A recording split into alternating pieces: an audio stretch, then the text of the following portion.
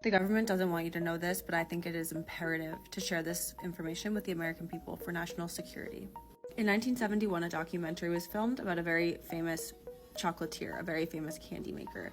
This man was very elusive. No one could really get a pin on him. Nobody knew who worked there. No one was ever coming in or out of the factory. So how could he have employees? How could he be putting out this much product with nobody having any clue what's going on in the factory? That is until one year he decided to hold a competition. He came out of his factory and he decided a certain number of winners were going to be granted access into the factory where they would get a tour. Nobody knew why he was doing this, but it happened. Their day came and a certain amount of children made their way to the factory with their guardians, where they were allowed to tour the factory.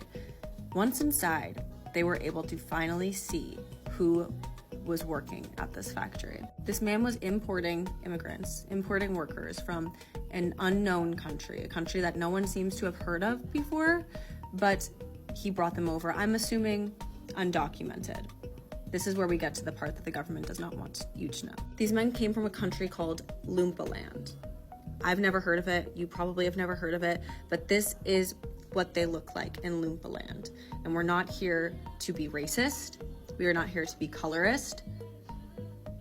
But these men have an uncanny resemblance to Donald J. Trump.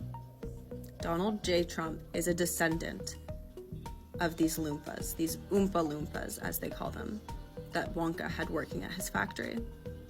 I'd like to see Donald Trump's birth certificate. I'm not totally certain that he came here the right way.